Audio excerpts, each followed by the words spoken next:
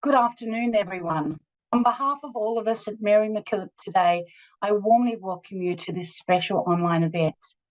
My name is Francesca Tonelli, and I'm the Fundraising Director at Mary MacKillop today.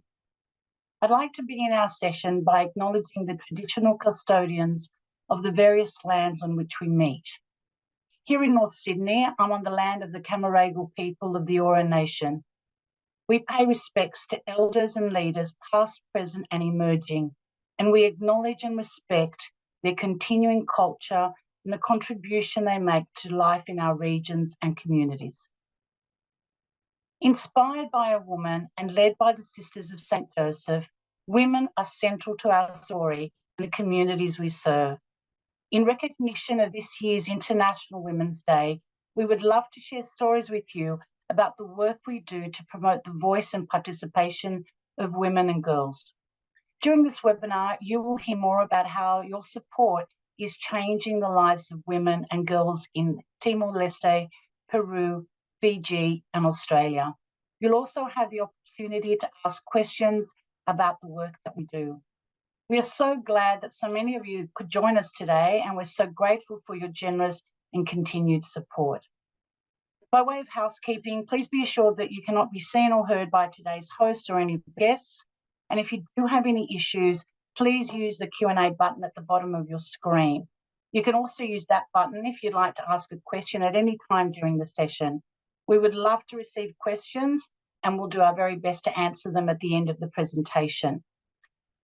In today's session, you'll hear from our CEO, Jane Wilford, our Australia Programs Director, Maria Albert, National Program and Quality Director, Tessa. Now, without further ado, I'd like to introduce Jane to share more about Women at the Heart. Thanks, Jane. Thank you, Francesca, and hello to everyone this afternoon. It is this afternoon in all states by now. We're so glad you can join us, and we're, as always, really happy to share with you some updates on our work. As Francesca said, Women at the Heart is such a special and central focus for us in our work. Why? Well, we do know that where women bear the brunt of poverty, they bear the brunt of injustice and violence in their communities.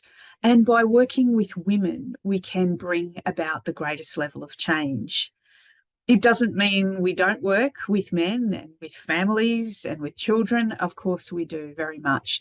But women are so important to us. And as Francesca shared, our woman, Mary MacKillop, is so central to our founding. That's where it all began, and that's how we also continue. Well, today I would like to share with you some of my recent travels. Just before Christmas, I was able to, for the first time in my tenure here, get to Peru.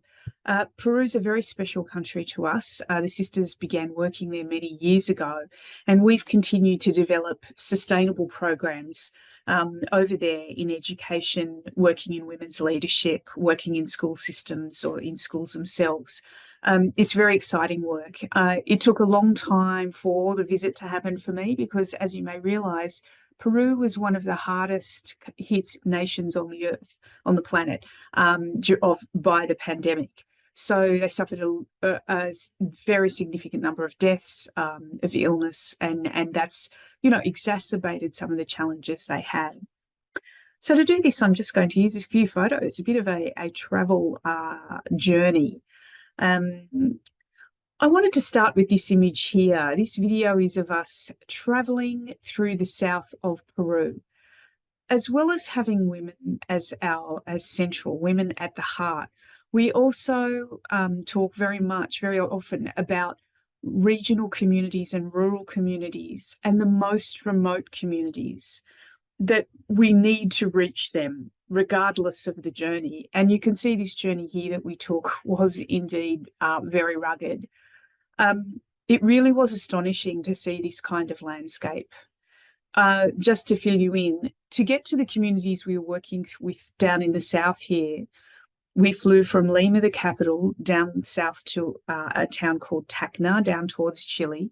And then from there, Tessa, our international programs officer, and Yesenia, our Latin American programs person, sorry, Tessa is the director of programs, we travelled another couple of hours to a town, overnighted there, and then from there took this journey on the road for a couple of hours out to the school communities.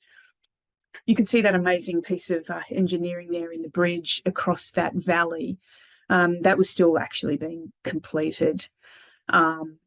So it is quite a journey to get to these peoples, and your support makes that possible.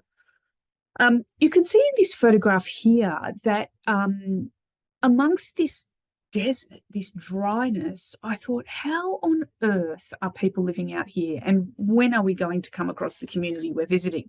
And then, you know, out of this grit, these gritty mountains, comes a little oasis like this, where the valleys collect the rain supply, and what blooms forth is a village and a community, and it's a thriving community.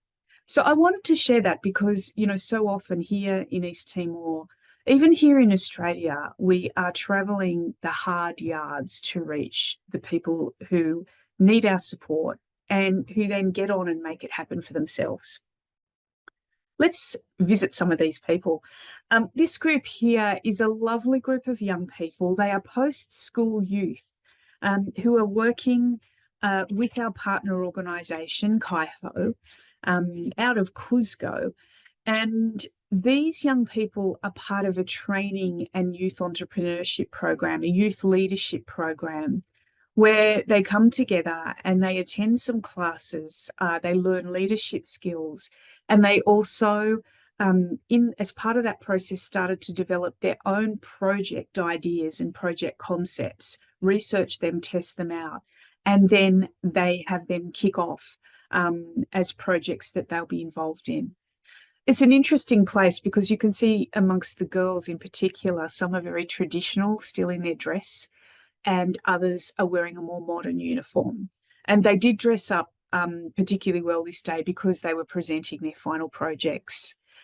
And in the next photograph, you can see that two of the young women are presenting their final business concept.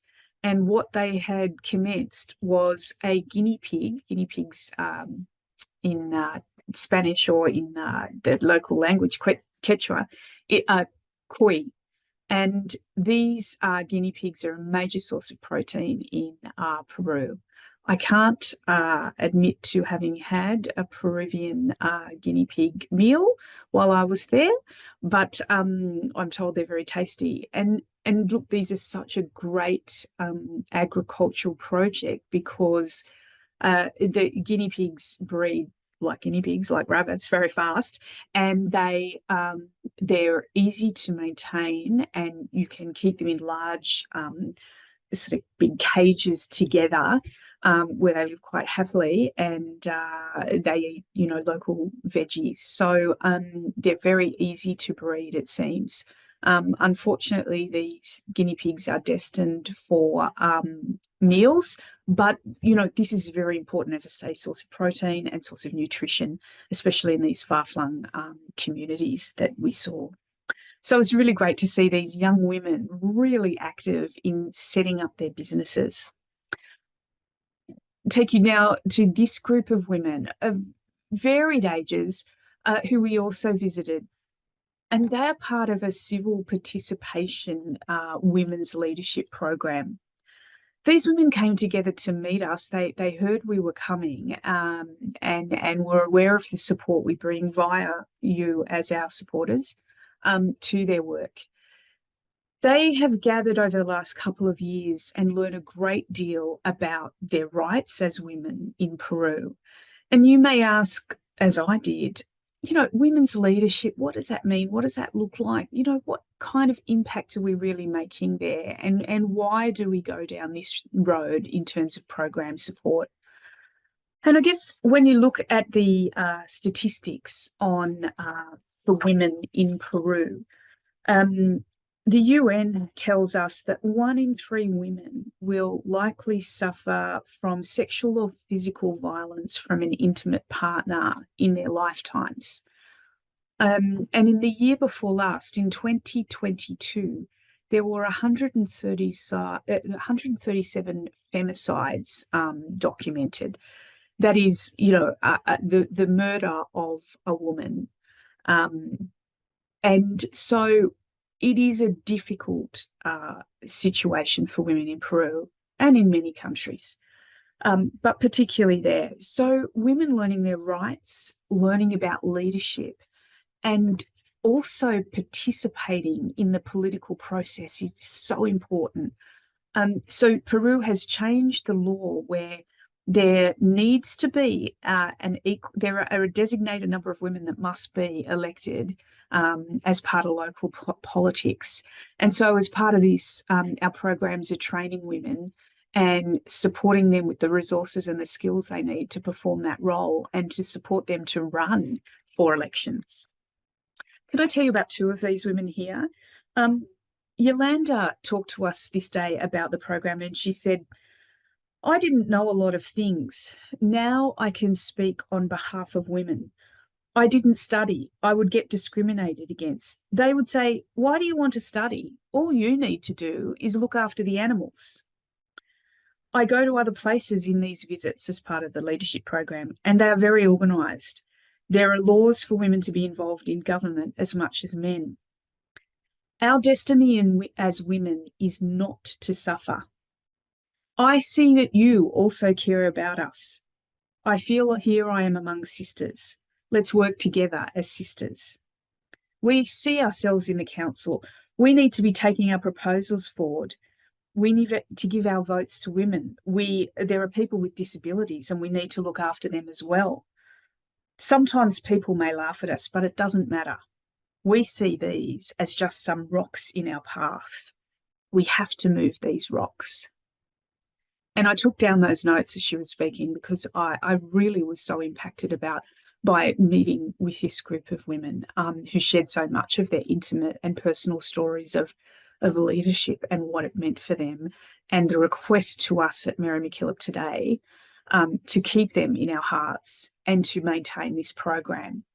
Many of them mentioned that it was time to also bring children, girls and boys and men into the space to also start to learn about this and to learn about these issues that they face. And you could really see the change here in the women. That very young woman in the middle of the photo at the back is only 20, and she'd only been attending the first few times, and she was really committed. She came up to Tessa and I at the end to have a little chat and to say that she was really excited about what she was learning from the older women, and that she was really grateful to be part of this group and to start to build her own life as an independent young woman.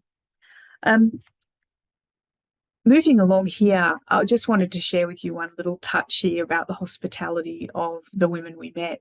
When it was time, we spent a couple of hours with them, and when it was time in the middle of that to have a morning tea break, one of them walked in with the shawl she'd been carrying around her back and opened it up, and there was morning tea, and that's it sitting in front of us. I had to take a photo of this because you may not know, there are 4,000 varieties of potato grown in Peru. This is just one variety. There are purple and blue potatoes. There's every colour on the rainbow, really. But these potatoes had just been freshly baked for us. And also alongside that, you can see in the front a chunk of cheese. There were also lots of chunks of cheese put out that the women had made themselves. And it was, so we each took a potato and a chunk of cheese and sat down and munched on that together as we sat in our circle and had another chat. And it was the most delicious morning tea that they provided for us. But that was really something special to see. Just after this one is a final photo here of one of the women in this part of Peru, Quispecanchi province. And this is Mary. Mary is was part of a small grants program that helped women with their livelihood skills. And she took me out to her little plot of land, her farm, where she'd used her small grant to have her husband assist her to build. Just in a couple of days, they built this lovely greenhouse. It was really big. It was really solid. It was great construction. And she started to grow flowers.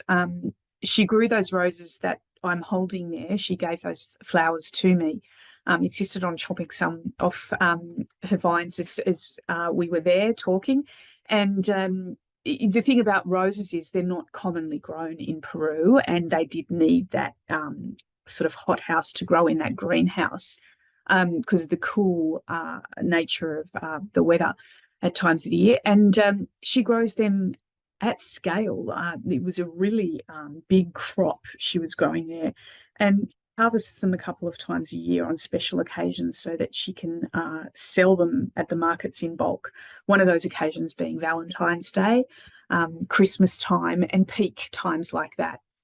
Mary there, she insisted I wear her hat for the photo. I don't normally dress in the costume of local people out of respect, but it was something she really wanted me to do, which was fun. Her little bub there is baby number 4 for her, and for the first hour of us being with her and travelling in a car and chatting and meeting, she had the local traditional woven blanket around her neck and over her back, and I thought she was carrying groceries because we'd met her in town. She must have done a shopping and made the most of the excursion in when she was meeting us. But as we were talking, out popped this little black head from the back of her knapsack, and it was her little pub. So it gave us quite a surprise. Finally, just in terms of landscape, on the next slide here, you can see another part of another project we visited, which is one of the Fiji and Australia schools that we work with through our local partners. If you look at the backdrop there, that is where the children live with their families in what are quite shanty houses in what is such a dry region as well. And yet right there in the middle of that township, which is really challenged with water and sanitation and so on, is this school that is doing a great job of encouraging the children to see themselves as civil participants in their country. And so as part of that, despite them living in that landscape, the next slide shows you some of the activities that the children have established. Right there they are, that sign is about their recycling project in the middle of the school grounds. And just next to that is a garden, you can't see, that the children were growing vegetables and so on in that space. And they told us that what they do is they take the cooking water from the pot of water that their families have cooked their potatoes and corn in the night before, and they bring the remains of the cooking water to school so that they can use that on the plants. And that really made an impression on me about water and water wastage, and also the desperate need for water and how precious a gift it is. So all of those things you are helping support us with. Just a taster of the many projects and particularly those that are focused on women's leadership and the leadership of young girls. Look, let's move on because we've got so much we could talk about. I'm going to introduce Maria Attard to you, who's our Australian Programs Director. She's recorded a piece prior to this that will now play. But at the beginning of this video link, there is another acknowledgement of country, and we're playing that because it's from a student at Deacon University who's involved in our scholarship program. He's a scholarship recipient, and that introduces you to the sacred lands and waters around Deacon, which he will explain, and then that will go into a presentation from Maria. Thank you.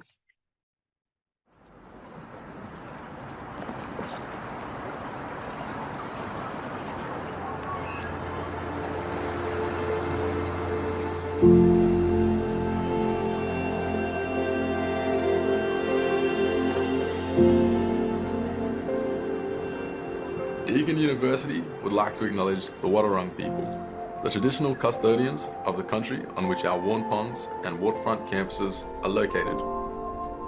We pay our deep respect to Wadawurrung elders and ancestors who have since time immemorial cared for the lands and waterways that surround and sustain us. Deacon seeks to follow in these footsteps of caring for country by promoting sustainability and encouraging our students and staff to walk softly on this sacred land. Through the Nakiri Institute, formerly known as the Institute of Koori Education, Deacon has supported over 1,000 Aboriginal and Torres Strait Islander people to gain qualifications while staying grounded in community and culture. Education has a long and rich heritage on this continent, which we aim to honour and reflect in the ways we teach and learn. Everyone at Deacon has a responsibility to contribute to this important objective. At our Geelong campuses, we honour the first teachers, learners and researchers of this country, the Wadawurrung people.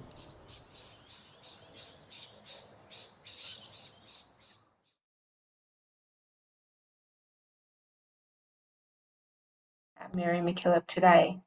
I'm delighted with this opportunity to share with you some of the work the Australia programs are involved in, particularly our work with women. To begin with, I would like to share with you a recent discussion the Australia team had with Jane Wolford and also with Sister Louise from Sisters of St Joseph.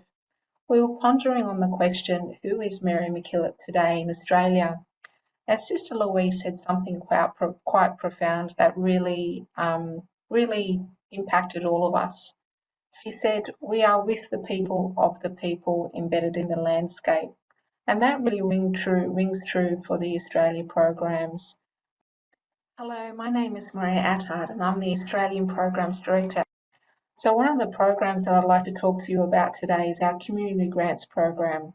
Our Community Grants Program has been running for approximately 20 years now, and every year for the last 20 years we've been giving up to $10,000 grants to up to 16 organisations, particularly on projects that focus on 3 areas.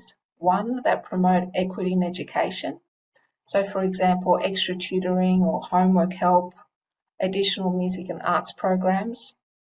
Number 2, that promote economic independence. For example, access to skills training, financial literacy and technology. And number 3, supporting community engagement and participation activities. We have 2 streams of grants, one that is open to the Sisters of St Joseph and their associated entities, and the other is to the general public. Preference is given to small grassroots organisations. Applications are then shortlisted against our criteria, and then we have state representatives to review them, and also committees, and then it goes to a grants committee. I can honestly say, after being part of the selection process for the last 3 years, it's a very rigorous process. There's lots of discussion and just people involved in the selection process that are really committed to supporting small grassroots organisations. After the selection process is completed, the organisations are contacted and then the funds are sent through. All we require, we check in with them about the 6 months mark just to see how it's going, and then we ask for a final report just to hear what happened, how did it go, how did the activity go, what was learnt, and what would they do again. Over the last 20 years, the Community Grants Program has supported many women-focused initiatives. I would like to highlight 3 projects that we've supported. So firstly, from the Sisters of St Joseph, there is the dynamic Sister Jan Barnett, who heads up the Josephite Justice Network and supports the Josephite Action Group. So the Josephite Action Group comprises of amazing, committed young women who are all in high school and university, who are committed to living the Josephite charism way. So in particular, its investment in social justice issues. So for the last couple of years, the Josephite Action Group have been organising and coordinating the Risk and Dare Conference, which is held in North Sydney, and approximately 100 young people in high schools from across Australia gather together and learn about social justice issues and how to take action in their local community. It's really inspiring. It's quite extraordinary. I was there last year, participated, and just to see all these young people get together and learn about First Nations, climate change, refugee issues, and then not only learn about the issues, but how you can be a change agent in your community. It's I have hope for Australia, I really do. The second project that I'd like to talk to you about is a project that we're supporting this year. So the organisation name is Neighbourhood Collective Australia. They're based in Bendigo, and the name of the project is the Old Church Driving School Project. So Bendigo is home to three major refugee communities, the Karen, the Hazara and the Dinka communities. Many women in these communities had never had an opportunity to learn how to drive. And you can imagine moving to a regional area, Bendigo, access to public transport is limited, particularly as most of these family lives on the outskirts of Bendigo. So not only is access to public transport limited, but this also impacts their access to services in the area. So what this project does is actually train these women how to learn how to drive and get their licenses. And bilingual support offered to these women to enable them to access their licenses a whole lot easier. A really special project. In 2023, we supported the Aboriginal Literacy Foundation. The Aboriginal Literacy Foundation's aim is to increase the literacy levels of Indigenous Australians. There is a statistics around that says that 50% of Indigenous Australians are functionally illiterate. It's quite extraordinary, isn't it? Such a high amount. Anyway, this organisation accepts Indigenous girls and young women who are nominated by schools and other organisations, and so they get referred. And what happens, all these students undergo a test from the Australian Council of Educational Research, after which then they are assigned to a female Indigenous mentor for individual tuition. In the last year, this project enabled 18 students to re-enroll in secondary school. The challenge we face in this program is how to reach small organisations in rural and remote areas of Australia to let them know about this program. In the discussion that we had earlier about that I mentioned with Sister Louise made it very clear that it is the Sisters of St. Joseph's heart to move inland to Australia, to away from the veranda, so the veranda being the coast of Australia, but to move inland to where people don't go and also in hard to reach areas. And so in the spirit of Mary MacKillop today, it's how do we reach these, how do we make sure our program reaches these hard to reach areas? At the moment, we're using social media, local newsletters and word of mouth. But this is the challenge that we have to make sure that these areas have access to this program. I would also like to talk to you about our First Nations Scholarship Program. So our First Nations Scholarship Program is currently supporting about 45 students across Australia, and 90% of these students are women. The beautiful thing about this program is that they are access-based and not merit-based. So you don't have to be the best at your school or anything like that. It really is about giving a chance for students living in rural, remote areas, accessing tertiary education by providing a living allowance, which hopefully eases the burden of financial burden so that they're able to access tertiary education. So we're currently working with 3 tertiary partnerships. So that's James Cook University in Townsville, Deacon University in Victoria, and Northern Regional TAFE in Western Australia. Another thing about our program is that we don't have any parameters around what the students wish to study.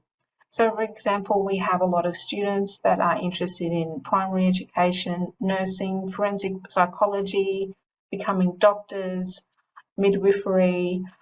Look, it's such an array of subject areas, and it really is, we're just more interested in seeing women students completing their education, and we support institutions to do this through. Here are some quotes from our First Nations scholarship students on the impact of the funds they receive. As an Aboriginal woman coming from a small town with high Indigenous population, I want to be able to do something to help not only Indigenous people, but my community in the future. Your funding has made a tremendous impact on my life, both as a student and as a young woman. It has made me believe in myself more so than what I used to, and that if you try, you can and will get somewhere in life. The Aboriginal Training Services team in Kununurra offered me the emotional support I needed. When I started my traineeship, I couldn't find the balance between study and work. The growth of TAFE has benefited the community, giving everyone equal opportunity and more access to training services. On behalf of the Australia program, I sincerely thank you for your support. With your support, we're able to realise Sister Louisa's vision for the Australia program, with the people of the people embedded in the landscape. Thank you.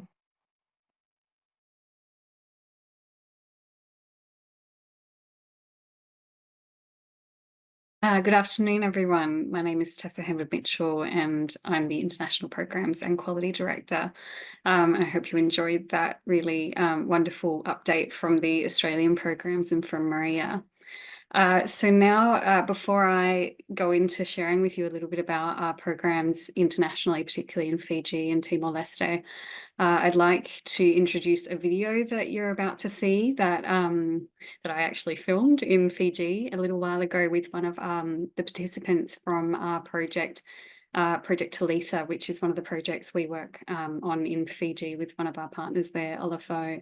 So Marioni is one of the participants there, and she's going to be telling you a little bit about her experience in that project.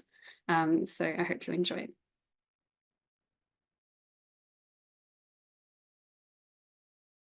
First of all, my name is Marioni Nawaitambu. I am from this village, Walutua number 2, and I'm 22 years old, and I have a daughter. I've just started this year, the beginning of this year, when they come for the interview, and I'm honored to be given such an opportunity to learn, to participate in this project. I've learned most of the things, especially about my life as a young woman, about time management, about my being empowered, to being recognized on your full potential, and to stand out and able to help other young women who need help. And I'm really blessed to be part of this team, because like for most of us in village communities, we are the women, the young, especially us the young women, we are not likely to be participating or for our voice to be heard in meetings. It's like it's the patriarchal norm that that segregate us from being actively participating in meetings like that. But with this training, it helps most of us, and even some of the men, when they come for the training, to listen to the training too, they were encouraged, like they were scrutinized that women are also important in the meetings and in every for giving out ideas and so I'm blessed to be part of this team because they scrutinize that also. My message I would like to share today is believe in yourself. If you take the first step in having courage about your own self, you can achieve anything. For me personally, I am not a very vocal person, but through this training I was able to stand out, to speak out loud to the community, especially to older people who are older than me, and I was able to do so. You need to believe in yourself, you need to have courage, have that little faith that you can do whatever you want to do, and trust in God. God will also help you, because God will only help those who help themselves. If you have the courage, God will also help you. That's all. I just want to thank this training, the Project Altha training, and the founders, the sponsors. I thank you all for your help, for your funding, through funding financially and for everything that they have done to us in enlightening us about the importance of everything, life, management, and everything, empowerment of women. We are so blessed. I call myself blessed because I know that this training will really help me and my sisters who are also in the training to be able to stand out and to be able to give back to the community, even to their families, especially to their families, to be able to be a difference, to make a difference in their lives. And that includes me too. Pinakabalya po.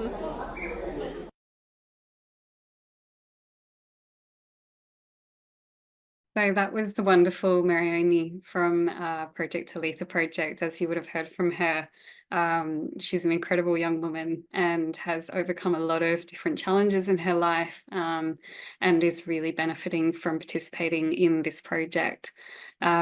This project is one that we have been supporting for almost 6 years now, since its very beginnings.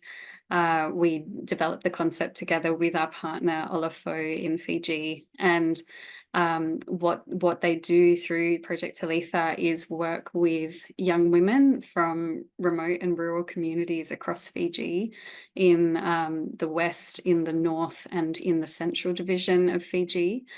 And they work with these young women. Currently, there are 48 women participating across 4 communities, and they receive leadership training over 3 years. So these women receive support in the form of workshops. They learn lots of different skills to use in developing their own businesses. They also learn about having confidence and being able to speak out and use their voices. And they learn to come together and support each other as well. They have the support of coaches who are the women who participated in the previous cycle of this project 3 years ago. So these coaches support them through their leadership journey. And you can see some of the women in the program here on your screens. They also bring in what they call male champions, who you can also see in that photo that you're looking at now, who are the men in the community who hold leadership positions, and they come in and support the project and support the women to ensure that these women are getting access to having their voices heard in the community. And that's a really significant part of this project as well, is that holistic support from the entire community, that we've been able to see how these women have been able to play a really significant role in their communities through the support they've received. What you see here, some women holding up some things that they've made. So the women also receive, like I said, skills training, business training. So a lot of them have been able to set up their own businesses, a lot of the time doing screen printing or weaving mats, and selling their products in their communities and in the cities as well. So it's been a really incredible project to create these livelihoods opportunities for these women in their communities, where often they haven't had that opportunity prior to this. A lot of them are single mothers, where they may not have had the chance to support their families. They may not receive a lot of support from other family members or from their communities. So this project has been really significant in the lives of the women that participate in it. I'll now share a little bit about as well a project that we have in Timor-Leste. So we also work with lots of projects in Timor-Leste where we're supporting women. We have one particular project that is called our Women's Livelihoods Project, and through this project, we've developed a cooperative together with a group of women, and this cooperative is called Behafu. This project started many, many years ago when a group of women were taught to make cards that were then brought to Australia to sell, and the proceeds from those cards were then given back to the women so they could support their living costs. Over many years, that has developed into what this project is today, which is a really large cooperative of many women, but also a few men as well. And these women receive access to a savings and loans group where they can contribute funds and then access funds to set up their own businesses. as well as receiving lots of skills training and business training as well. So the woman that you see on your screens right now is Olandina. She is 48 years old, and she's been participating in this project for a number of years now. Through her participation in the cooperative that we are operating there, she has been able to access funds to reopen the kiosk that you see on the right of that photo, which is a small kiosk that she's been able to now start operating in her community. That kiosk was something she operated about 30 years ago, but then had to close down due to lack of funds. So now, with access to the necessary funds, she's been able to reopen the kiosk and start bringing in some additional income to support her 7 children. So it's really incredible to see women like Olandina, how they thrive, you know, when they have the opportunity to really take all these opportunities to grow their dreams and to, you know, set up a business or to do things that they absolutely have all the capabilities in the world to do, but sometimes they just don't have the access to the resources that they need to be able to do them, or they have other things that are standing in their way, other barriers. So a lot of the work that we do at Mary MacKillop today, particularly in our international projects, is really focusing on addressing the barriers that women face through, you know, no fault of their own in many cases, and how can we address those barriers and remove them so that women have the chance to thrive and grow and do everything that they desire to do in their lives and live a life of dignity and being able to support their families and being able to do things that they have the desire to do. So it's really, really exciting to see the individual stories of people that we are able to support through the work that we do and through the support we receive from all of you. And it's a real honor for all of us to be a part of their stories and their lives. And I hope that it's been a nice opportunity for all of you to be able to hear and meet some of these amazing women. So thank you all so much. Thank you, Tessa. I now invite questions for our speakers, and I can see that we have a few questions already. So the first question is the cost of living having an impact on women's livelihood? Jane, I might ask you to answer this one. Yes, sure, Francesca. Yes, it definitely is. I mean, I think we know here in Australia that the cost of living is having an impact on everyone, all of us. And it's a question of degree as to how big that, you know, how severe that impact is. Certainly our team out in regional New South Wales who are administering the no interest loan scheme are receiving a big uptick in the number of calls that they're getting and the inquiries and the level of anxiety around people's financial circumstance and particularly those coming from women. The reason that this impacts women particularly is that, of course, it comes back to the fact that women in the communities we've talked about today are if they're not the main breadwinner, they are providing so much to their families, and they are inevitably the ones who will always be looking towards all their families' needs. And so this economic downturn particularly has impact on them. Right. Thank you, Jane. The next question is, what are the challenges in working with rural and remote communities? Tessa, I might hand over to you to answer that one. Sure, thanks, Francesca. I mean, there's several challenges that we face when we are working in rural and remote locations. As some of you would have seen in what Jane shared earlier from our trip to Peru, often just physically getting to these communities can be a real challenge. So transport obviously can be quite difficult in reaching these faraway communities. the roads can often be quite difficult to travel across. In Timor-Leste, we have a lot of communities that require, you know, at least a 4-wheel drive to travel to them. We can't travel to them in certain times of the year if there's been a lot of rain because the roads aren't passable. There's a small island we traveled to in Timor-Leste that for a long time we weren't able to visit because the ferry that was able to take cars across wasn't operating. So there can be real challenges in that sense. But I think other challenges that we face when we're working with remote communities is that they don't often get a lot of access to resources. They're often not prioritized by local governments. And so there is obviously greater, I guess, need in a lot of these communities, which obviously is a big part of why Mary MacKillop today really prioritizes working in these communities, but it can present its own challenges when we're seeking support from local government to carry out the projects that we're doing.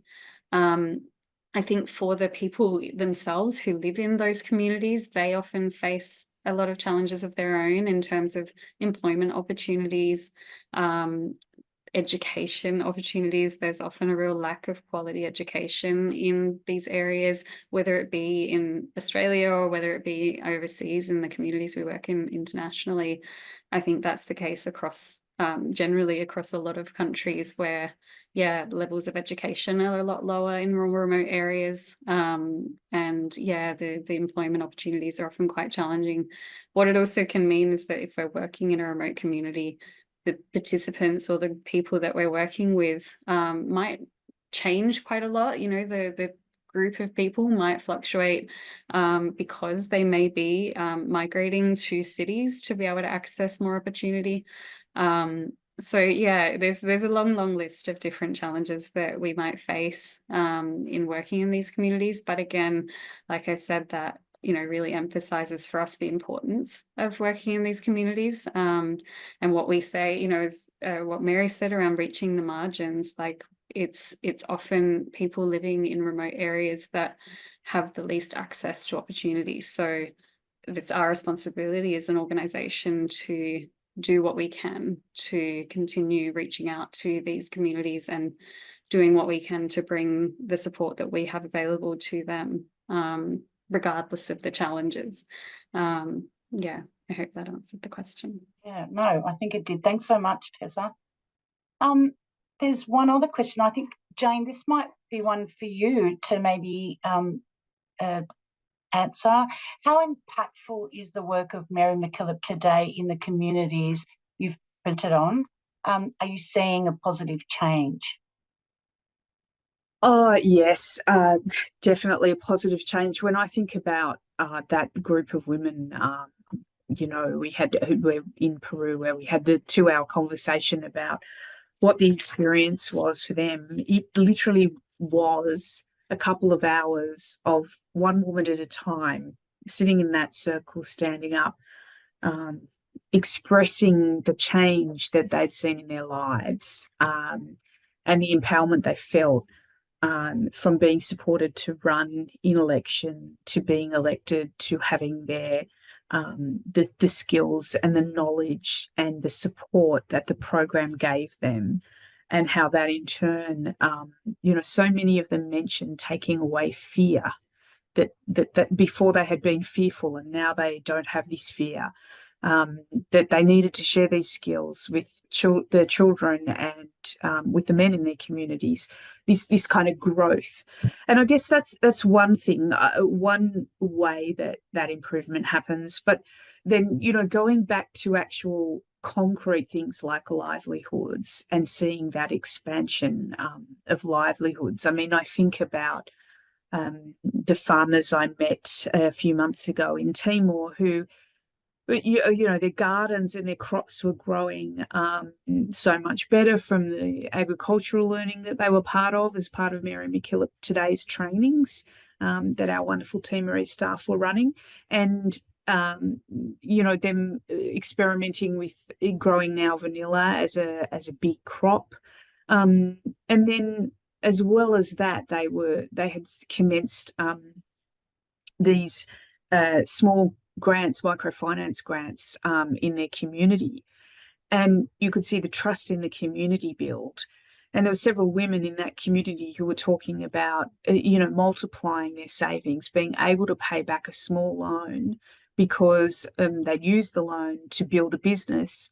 And then the profits from that business could not only pay off the loan really quite rapidly, but were enhancing their ability to provide food, expand the family food basket, contribute to school expenses, buy medicine, etc. We see that time and time again. And, that's from relatively small scale, local programs that are happening.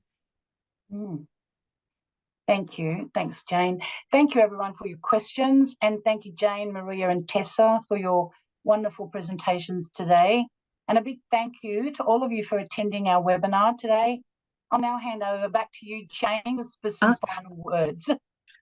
Well, some final words. I think we touched on this, that it's easy at the moment, I think, to turn on the news, be watching vision of what's happening in our world today. And it can feel very bleak. It can lack hope. But I think, what we try and remember here at Mary MacKillop today is that message of hope that Mary gave to us, that these incredible women who's, who we are in the shadow of in all that they have built and in what we maintain as a legacy, and what we want to grow, is an active sign of hope. And it's a hope that you are helping us to bring to the world.